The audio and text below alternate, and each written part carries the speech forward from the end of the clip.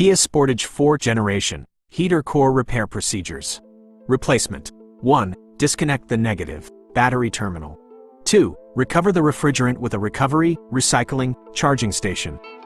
3. When the engine is cool, drain the engine coolant from the radiator. 4. Remove the cowl top cover. 5. Remove the expansion valve cover, A, after loosening the nut. 6. Remove the expansion valve, A, from the evaporator core after loosening the bolts. Notice: plug or cap the lines immediately after disconnecting them to avoid moisture and dust contamination. When installing, replace with a new O-ring. 7. Remove the air cleaner assembly. 8. Disconnect the heater hoses, A. Engine coolant will run out when the hoses are disconnected. Drain it into a clean drip pan. Be sure not to let coolant spill on electrical parts or painted surfaces. If any coolant spills, rinse it off immediately. 9. Loosen the cowl cross-member mounting bolts, A. 10. Remove both sides of front seat assembly. 11. Remove the floor console. 12. Remove both sides of the front pillar trim.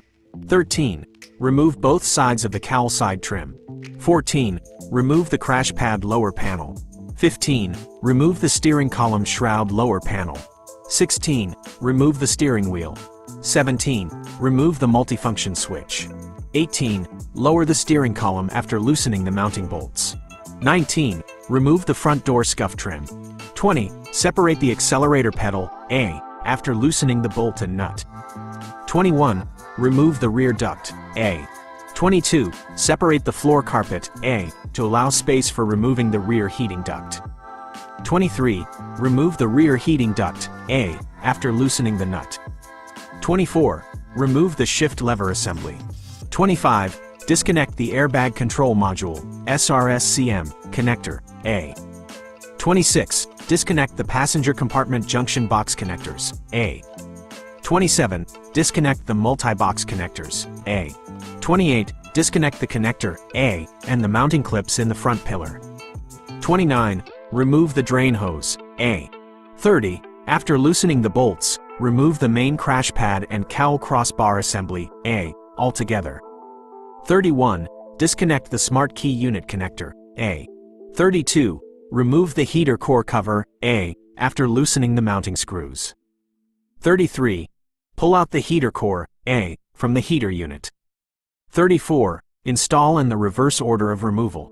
Additional information: when installing a new heater core, add refrigerant oil, PAG oil. Replace the O-rings with new ones at each fitting, and apply a thin coat of refrigerant oil before installing them.